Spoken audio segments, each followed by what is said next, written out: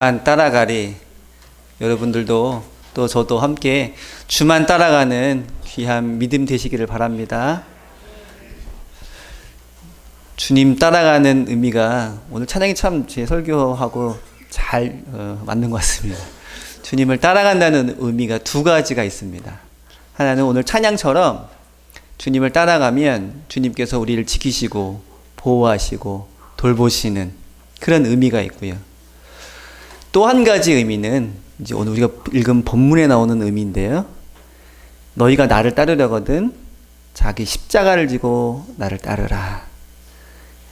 그래서 시편에 따르는 주님을 따르는 그 길은 희망과 또 보호와 안전 그런 의미가 있는 반면에 오늘 주님께서 제자들에게 말씀하시는 따름의 의미는 그 안에 순교의 의미, 희생과 헌신의 의미가 있습니다. 이 두 가지가 함께 있는데 이 두 가지를 같이 생각하면서 주님만을 따르는 저와 여러분 되시기를 바랍니다. 오늘 우리가 읽은 이 마가복음 본문은 다 우리가 잘 알고 있는 그 빌립보 가이사랴에서 나누었던 대화가 중심입니다.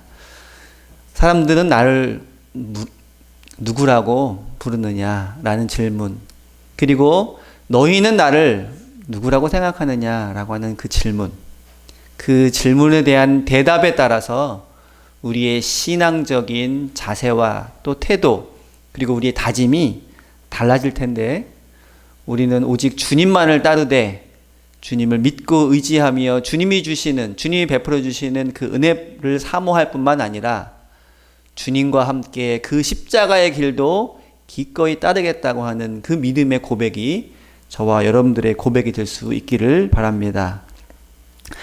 먼저 오늘 다니엘서를 같이 읽었는데 다니엘서를 살펴보도록 하겠습니다. 성경은 이스라엘을 중심으로 한 역사를 배경으로 하는 신앙서입니다. 근데 성경의 역사는 그 이스라엘만의 역사가 아니라 그 주변을 둘러싸고 있는 큰 나라들의 역사하고도 긴밀하게 연관이 되어 있습니다. 특별히 이스라엘의 역사에 크게 영향을 미치는 큰 나라, 제국이 5개가 등장을 하는데, 물론 이제 6개입니다. 그 이집트까지 포함하면 이집트 이후에 아수르, 바벨론, 그리고 페르시아, 그리고 헬라, 로마에 이르기까지 이 큰 역사적인 제국들이 이 이스라엘의 역사와 매우 긴밀하게 연관을 맺고 있습니다. 때로는 그 큰 나라들이 이스라엘을 쳐들어오기도 하고, 또 포로로 끌고 가기도 하고, 또 나라를 멸망시키기도 하고, 또 식민지로 삼아서 무거운 세금을 걷어가기도 하고, 대부분의 이 이방의 큰 제국들은 이스라엘 민족들에게 큰 고통을 안겨주었던 그런 나라들입니다. 그래서 이러한 큰 나라들과의 이러한 연관 속에서 살던 이스라엘 백성들은 한편으로는 일방적으로 당하기만 했기 때문에 하나님만 의지할 수밖에 없었고, 또 한편으로는 그 자기들을 괴롭게 하는, 고통스럽게 하는 이방인들에 대한 증오심이 세월이 지날수록 겹겹이 쌓여갈 수밖에 없었던 그런 상황이었습니다. 오늘 우리가 읽었던 본문인 이 다니엘서는 그 내용은 바벨론을 배경으로 하고 있습니다. 바벨론의 포로로 끌려가 있었던 다니엘과 그 친구들의 이야기. 그래서 내용적으로의 배경은 바벨론이지만 그 역사적 배경은 한참 후대인 헬라 시대를 배경으로 하고 있습니다. 구체적으로 주전 2세기에 그 헬라의 그 아주 잔인했던 박해를 배경으로 이 다니엘서가 또 쓰여지고 읽혀졌는데, 이 배경에 대해서 우리 잠깐 생각을 해보도록 하겠습니다. 바벨론이 멸망한 이후에 페르시아라는 큰 제국이 등장을 했는데, 이 페르시아는 이스라엘 백성들이 포로로 끌려와 있었던 그 이스라엘 백성들을 다시 돌려보냈습니다. 돌려보내고 그들이 성전을 짓고 다시 자기들의 전통과 그리고 신앙을 유지하며 살아갈 수 있도록 했습니다. 다만 세금을 걷고 또 페르시아의 식민지로서 충실하게 살아갈 것을 요구했습니다. 그러다가 이 페르시아를 무너뜨리는 큰 나라가 등장을 합니다.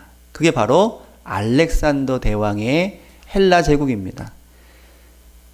이 젊은 알렉산더가 그 이전도 그 후에도 볼 수 없었던 서방과 동방을 잇는 굉장히 큰 제국을 단시간에 이룹니다. 그리고 그 기세는 꺾일 줄을 모릅니다. 그런데 이 알렉산더가 33세 나이에 갑자기 병에 걸려서 세상을 떠나고 맙니다. 후계자도 없이. 그러자 그 알렉산더의 부하 4명이 각각 자기가 알렉산더의 후계자라고 자처하면서 알렉산더 제국을 넷으로 나눠서 각각 다스리게 됩니다. 그런데 이 넷으로 나누었던 그 헬라 제국이 이집트를 중심으로 하는 톨레미 왕조와 시리아를 중심으로 하는 셀류커스 왕조가 가장 힘이 셌습니다. 그래서 이 두 왕조가 서로 겨루면서 다퉈가면서 세력을 유지하고 있는데 이 이스라엘이 그 중간에 끼어 있어요. 그래서 톨레미 왕조가 힘이 세지면 그 왕조의 다스림을 받고 셀류커스 왕조의 힘이 커지면 그 왕조의 다스림을 받는 마치 고래 싸움에 새우등 터지는 것 같은 이리 휩쓸리고 저리 휩쓸리는 그러한 삶을 살 수밖에 없었습니다.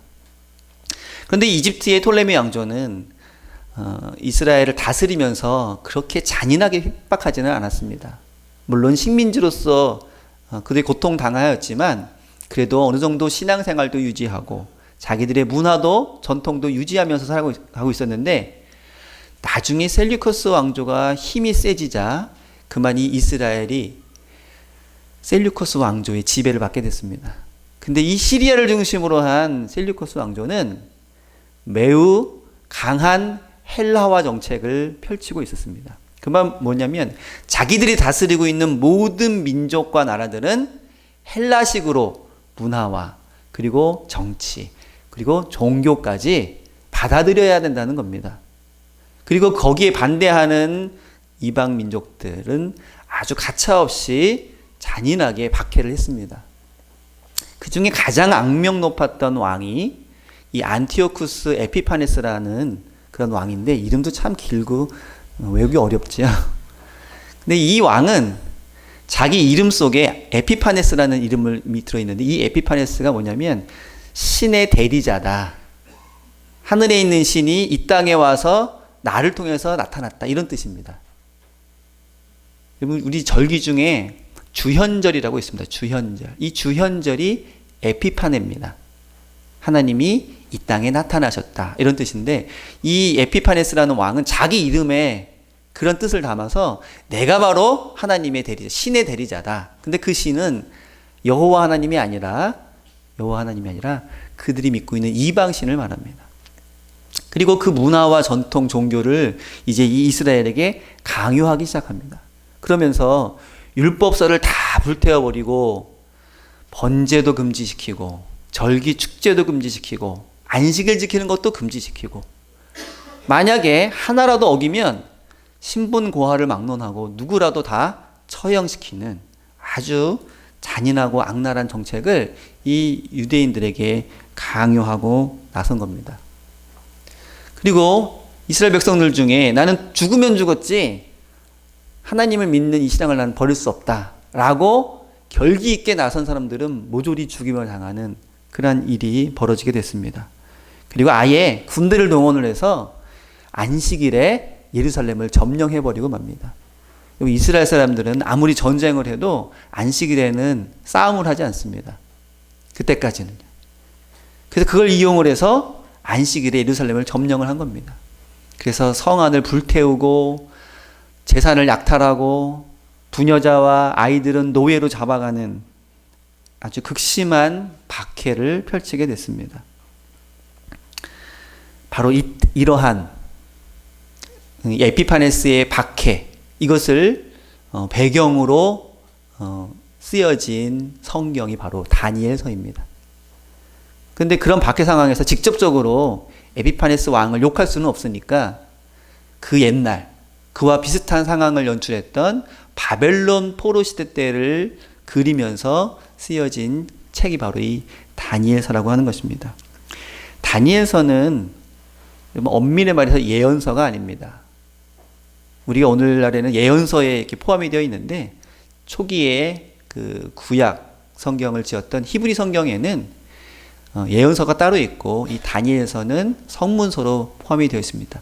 하지만 그 내용은 그 예언과 묵시를 다루고 있는데 굉장히 어렵고 또 복잡한 내용이지만 쉽게 말하자면 이 극심한 박해와 고통 속에서 우리가 끝까지 믿음을 지키면 하나님께서 우리를 언젠가는 구원해 주시고 하나님이 우리를 부활시켜 주셔서 우리를 인정해 주실 것이다.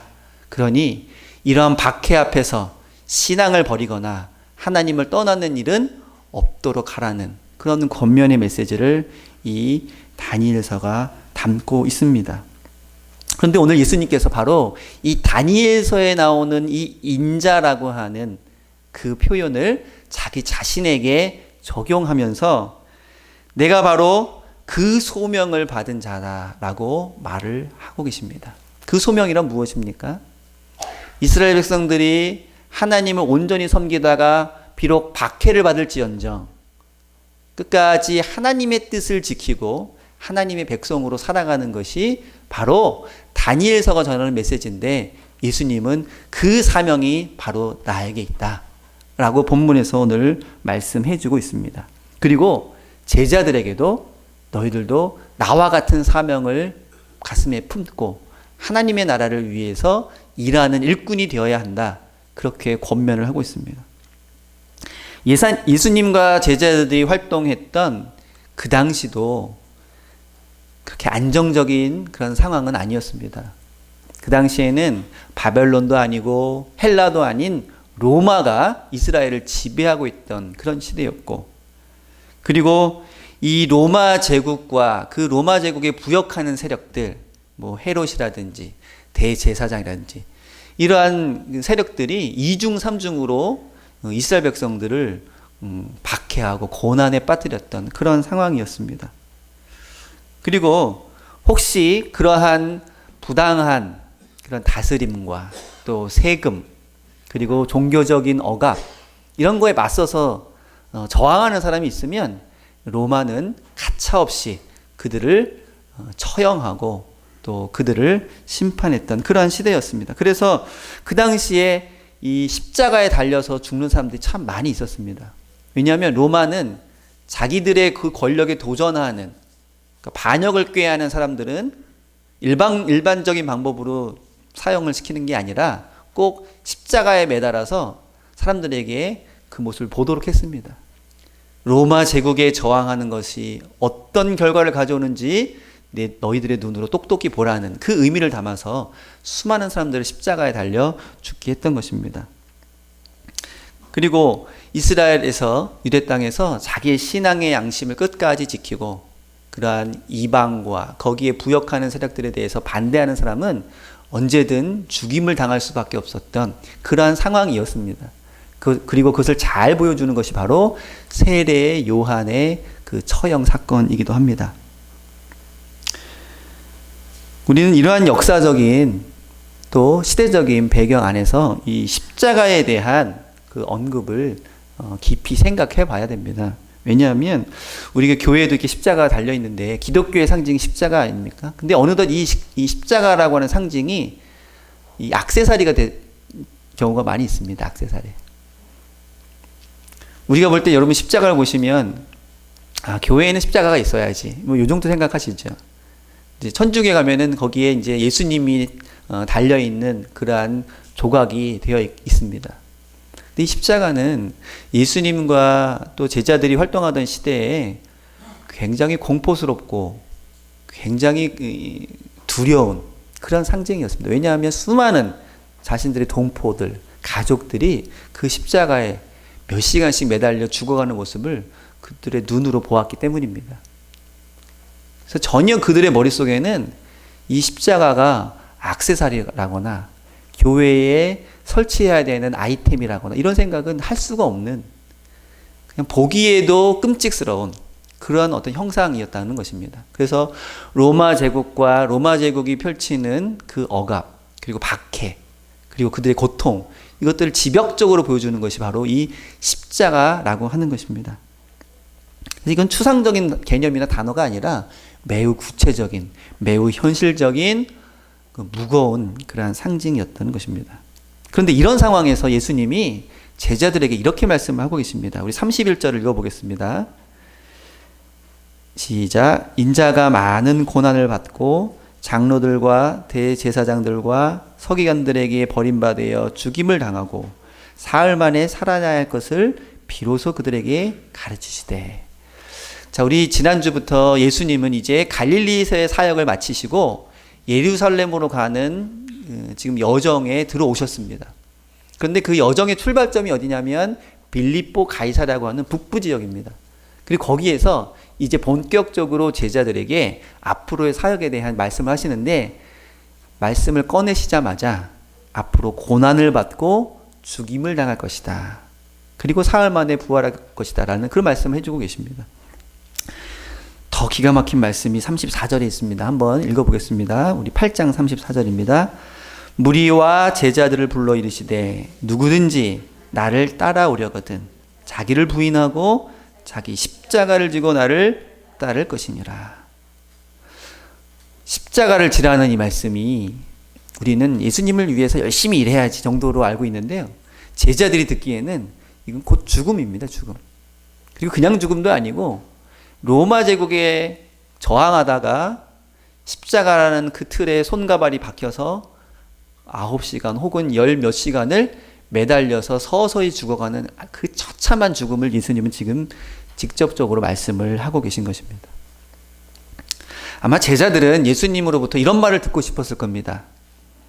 하나님 나라를 전파하는 것은 때로는 힘들고 때로는 위험할 수도 있다. 하지만 끝까지 나만 믿고 따라오면 내가 지금까지 보여준 내 능력을 다 발휘해서 너희들을 잘 보호해주고 결국에는 큰 보상을 내려주겠다. 내가 너희들의 털끝 하나라도 다치지 않도록 내 능력을 발휘해서 보호해주겠다. 이런 말씀을 아마 기대하지 않았을까 합니다. 왜냐하면 지금까지 예수님은 그런 능력을 보여주셨고 능히 그렇게 하실 수 있는 분이기 때문입니다. 또 그렇게 해야만 그들이 지금까지 생각하고 있었던 구원, 로마 제국을 물리치고 불의한 세력을 다 몰아내서 진정한 평화와 정의가 넘치는 세상을 만들 수 있다고 믿었기 때문입니다.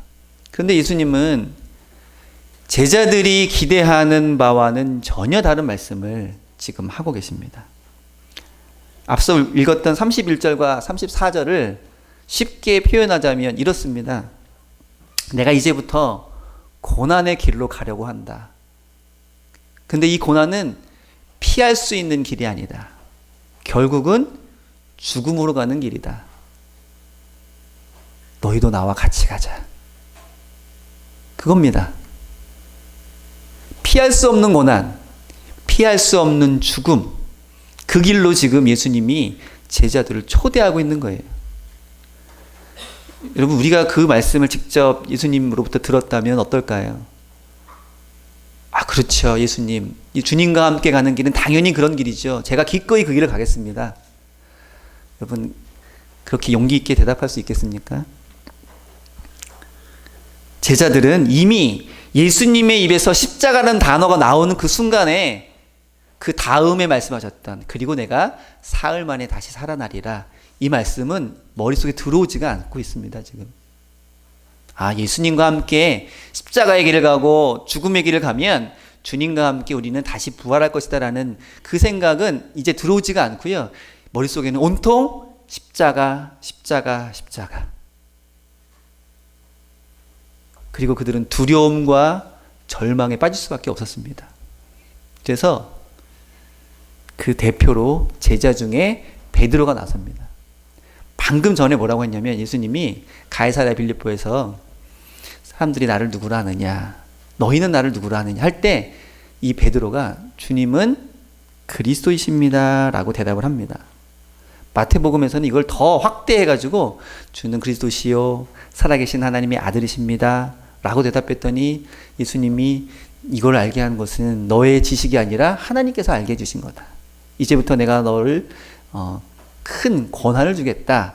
그래서 천국의 문을 여는 열쇠를 너에게 맡기겠다. 뭐 이런 말이 포함되어 있는데 마가복음엔 그런 말이 전혀 없습니다. 그리고 베드로가 그 했던 말이 과연 어떤 의미인지도 분명하지 않게 나와 있습니다. 분명한 것은 이 베드로가 그 예수님에게 대들었다는 겁니다. 본문에 보면은 베드로가 예수님께 항변하매 그랬죠. 항변하매. 이 항변하매라는 말은요, 예수님이 거친 바다를 잠잠하게 할 때나 아니면 귀신 들린 사람에게 나가라고 꾸짖었을 때 했던 그 말씀과 동일한 단어입니다. 그때 뭐라고 하셨냐면 그 바람을 꾸짖으시되 그 귀신을 꾸짖으시되 이런 표현을 썼는데 지금 베드로가 쓰고 있는 이 항변하매라는 말이 똑같은 단어입니다. 지금 베드로가 얼마나 격렬하게 예수님께 대들고 저항하는지를 보여주고 있습니다. 예수님, 그 전혀 우리가 지금 기대하고 있는 말과도 다르고 예수님이 그 많은 능력을 가지시고 왜 그런 고난과 죽음과 십자가의 길을 가려고 하십니까? 절대로 그러시면 안 됩니다. 라고 아주 강력하게 항의하고 있는 것입니다.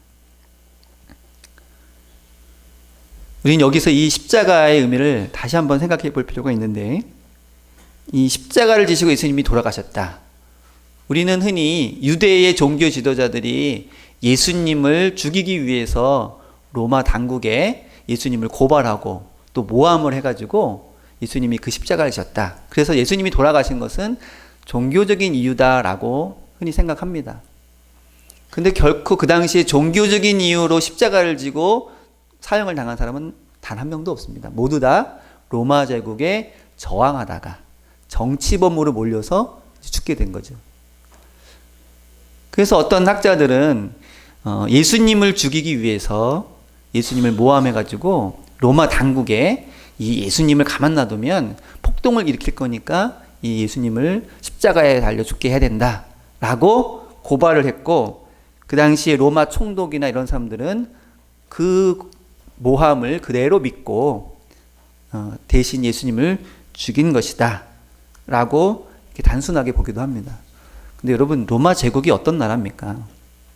유럽부터 아프리카에 이르기까지 대제국과 그 당시에 많은 제도와 법령 그리고 문화를 정비한 세계에서 군사적으로도 가장 강할 뿐만 아니라 문화적으로도 정치적으로도 가장 앞선 제국이 로마 제국입니다. 지금도 서양의 많은 나라들이 그리워하는 때가 바로 로마 시대입니다. 그런 로마 제국의 총독이 일개 식민지 백성의 그 지도자들이 모함을 했다고 해서 그들의 모함에 넘어가서 어리숙하게 예수님이 그렇지 않은데 로마에 저항한 사람으로 판단을 내려서 대신 죽게 했다, 이렇게 하는 것이 얼마나 순진한 생각인지 모릅니다. 분명히 예수님이 십자가에 달려 돌아가신 그 의미에는 로마 제국이 다스리던 그 당시의 질서, 그리고 거기에 부하내동하던 유대 종교자들의 그들의 잘못된 통치, 이 전체를 예수님께서는 부인하시고 그리고 거기에 맞서셨다는 의미가 담겨져 있다고 하는 것입니다. 이것은 예수님의 십자가는 그렇게 단순하게 신앙생활 잘하다가 그 신앙 때문에 돌아가셨다는 의미뿐만 아니라 그것은 물론이거니와 그 신앙을, 그 믿음을 전파하시기 위해서 그 당시에 잘못된 사회와 그 당시에 잘못된 정치와 잘못된 세력들에게까지도 예수님께서는 저항하시고 맞서시다가 십자가를 지셨다는 것입니다. 예수님은 그것을 잘 알고 계셨습니다. 그래서 그 전까지는 많은 그 군중들을 대상으로 가르치시다가 이제 제자들에게만 가르치시는 기회가 됐을 때 그 의미를 지금 설명하고 계시고, 다른 단어가 아닌 십자가라는 단어를 분명하게 말씀하고 계시는 것입니다. 근데 이 이야기를 지금 하고 있는 장소가 이 빌립보 가이사라는 것이 참 아이러니합니다. 왜냐하면 그 갈릴리 북부에 있는 이 빌립보 가이사라는 그 당시 그 지역을 다스리고 있던 빌립이라는 헤롯의 그 아들이죠. 그 대헤롯의 아들이었던 헤롯 빌립이 그 당시에 로마 황제였던 그 티베리우스 황제에게 그 신전을 지어서 바친 지역입니다. 그러니까 황제에게 잘 보이려고 로마의 신전을 지어서 바친 지역이 바로 그 빌립보 가이사랴인데, 가이사라는 말이 로마 황제의 가문을 말합니다. 가이사라는 말 들어보셨죠? 가이사. 이게 시저라는 말이고, 그 시저가 그 당시 로마 황제 가문의 그런 그 이름입니다. 거기에다가 자기의 이름, 지금 헤롯 빌립이거든요. 그 지역을 다스리던 왕이 자기의 이름인 빌립, 그리고 로마 황제의 이름인 가이사를 합해서 그 지역을 빌립보 가이사라라고 지을 정도로 로마 황제를 위해, 로마를 위해, 로마의 종교를 위해 정비된 곳이 바로 그 빌립보 가이사라입니다. 그러니까 그 앞에서 지금 예수님이 너희는 나를 누구라고 여기느냐라고 물어보신 겁니다. 그때 베드로의 대답이 주님은 그리스도이십니다 라고 대답합니다. 그러니까 뭐 별로 특별하지도 않은 아주 평범한 대답 같지만, 그 당시에 로마 황제를 뭐라고 불렀냐면 주님이라고 불렀습니다. 그 당시에 로마 황제를 구세주라고 불렀습니다. 그러니까 로마 황제 신전에서 당연히 로마 황제를 뭐라고 부르냐면 주님 혹은 구세주 이렇게 불렀는데, 바로 그 앞에서 베드로가 로마 황제가 아닌 예수님에게 주님이요 그리스도라고 고백하고 있는 것입니다. 여러분, 일본에 신사가 있죠. 신사. 일본에 여러 신들을 모시는, 뭐 왕들을 모시는. 자, 그 앞에서 어떤 사람이 대화를 하는데, 그 신사에 있는 많은 그 일본의 신들 앞에서 참된 신은 누구입니까? 라고 말하는데, 그 신사에 묻혀 있는 사람이 아니라 다른 이름을 얘기하면 그 이야기를 듣고 있는 일본 사람들이 어떨까요? 좀 더 다가오는 비유를 들자면, 북한에 김일성 동상이 아주 수천 개가 있습니다. 전국에, 북한 지역에. 바로 그 동상 앞에서 우리의 위대한 지도자는 누구입니까? 라고 물어봤는데, 김일성이 아니라 다른 사람을 이야기했다면 어떤 일이 벌어질까요? 지금 그런 상황입니다.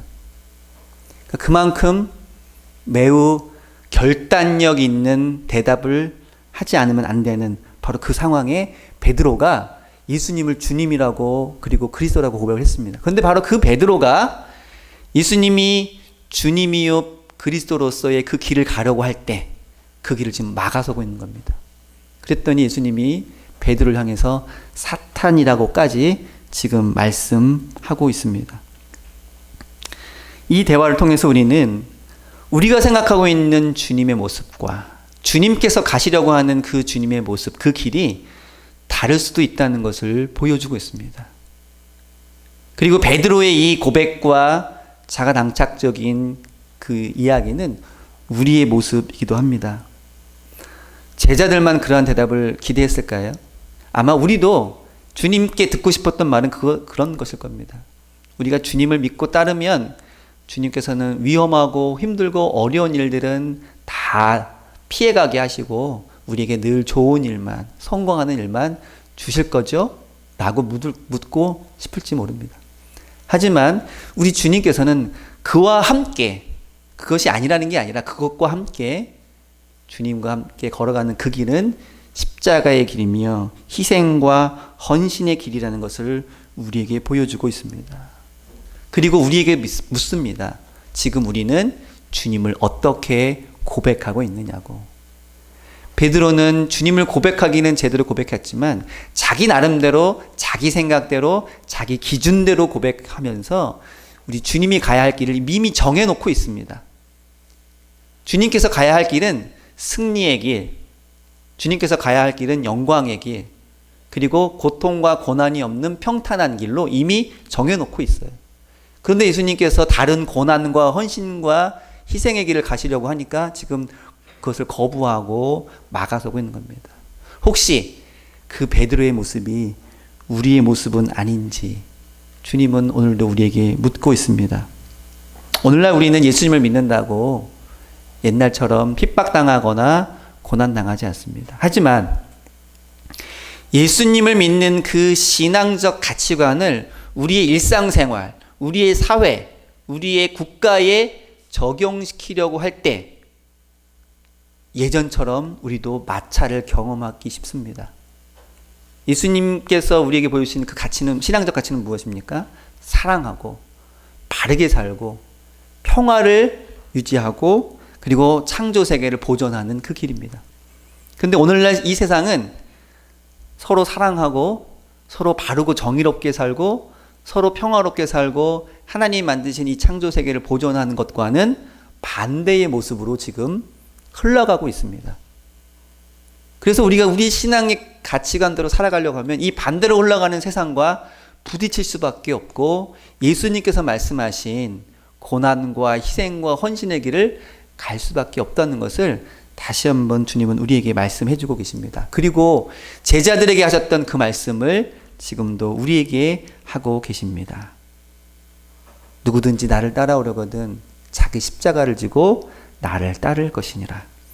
그런데 베드로의 머릿속에는 들어오지 않았던 바로 그 다음 말씀을 우리는 더 주목해 봐야 할 것입니다. 그것은 바로 죽은 지 사흘 만에 다시 살리신다는 그 말과 함께 8장 35절에 나와 있는 것처럼 이 생명의 진리에 대한 말씀입니다. 우리 이 말씀을 다 함께 읽고 마치도록 하겠습니다. 누구든지 자기 목숨을 구원하고자 하면 잃을 것이요 누구든지 나와 복음을 위하여 자기 목숨을 잃으면 구원하리라.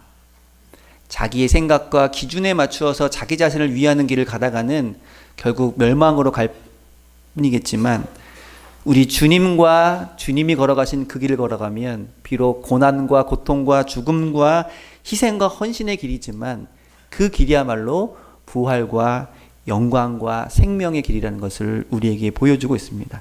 그러면서 주님은 이렇게 말씀하시죠. 어느 길로 가려고 하느냐. 주님과 함께 가는 그 길, 십자가의 길과 희생의 길이겠지만 그러나 그 길이 생명의 길이요 구원의 길임을 믿고 걸어가는 저와 여러분 되시기를 바랍니다. 기도하겠습니다. 하나님 아버지 감사합니다. 오늘도 길을 나서며 우리 앞에 놓여 있는 여러 갈림길 중에 한 길을 택하여 걸어가야 하는 저희들에게 참되고 바른 길을 걸어갈 수 있도록 인도하여 주옵소서. 나는 길이요 진리요 생명이라 말씀하신 주님의 뒤를 따라가는 그 길이 고난과 희생과 헌신의 길이라 할지라도 그 길이야말로 생명과 구원과 은혜의 길임을 믿고 깨달으며 결단하며 걸어갈 수 있는 저희들 될 수 있도록 인도하여 주옵소서. 주님의 손 붙잡고 주님과 함께 그 길 걸어가는 저희 수석교회 모든 성도들 될 수 있도록 인도하여 주옵소서. 감사하며 예수님의 이름으로 기도드립니다. 아멘. 하늘에 계신 우리 아버지